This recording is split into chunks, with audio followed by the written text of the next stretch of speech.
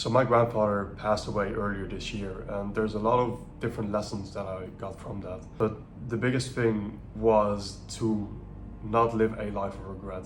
My grandfather was a really great man. He cared so much about so many people, where obviously his children and grandchildren always going above and beyond to help them, everyone in the family. His role as a teacher, helping kids from troubled backgrounds to really kickstart their life again. He did a ton of volunteer work, lots of great things.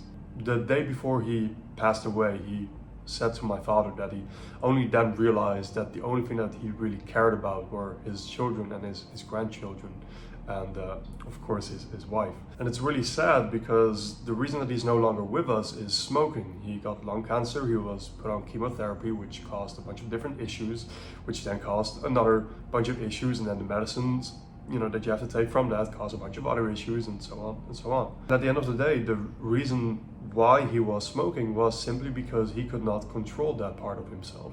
And this is such a huge problem, because most people that die prematurely, they die prematurely because of a lack of self-control in some area, where they eat way too many bad foods, or they just do not understand what bad foods are. They have certain addictions that cause health complications.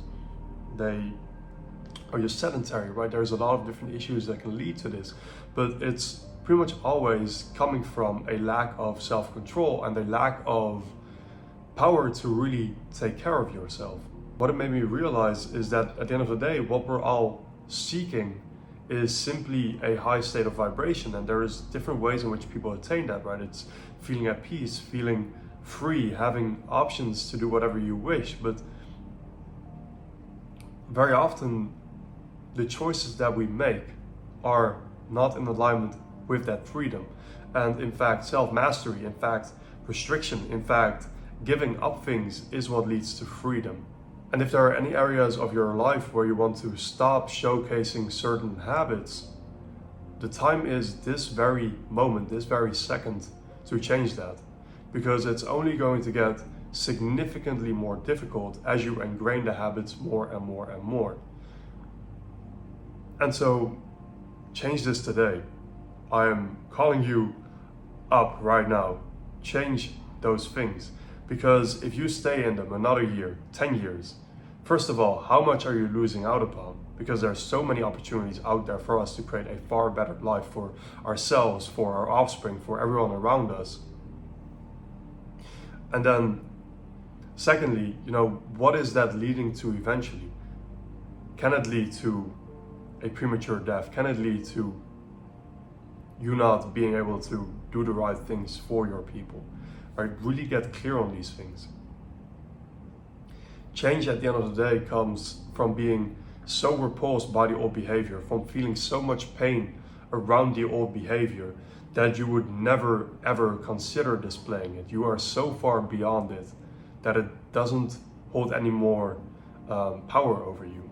And then the other thing that you can do is to get clear on the vision and to visualize yourself already living in the vision, which is going to give you a lot of upward momentum to stay in that alignment. Now, the last piece to this is actually changing your identity. When you see yourself as a smoker, you'll stay as a smoker. And in the same way, it's not even about being a non-smoker, or it's about being a healthy individual. And it's about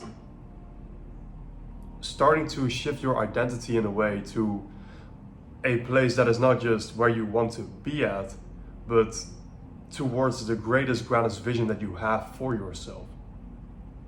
And so, to make this easy, for me, every single morning I write down 6 things in 6 different areas of my life. It's my way of being, it's my body, which includes my health, my vitality, everything in that realm, my relationships with friends, my relationship, in terms of love, my business, and then my personal brand. And I think these are kind of the 6 most important areas. And if you aren't working on your personal brand, you should definitely start doing that, no matter where you are at.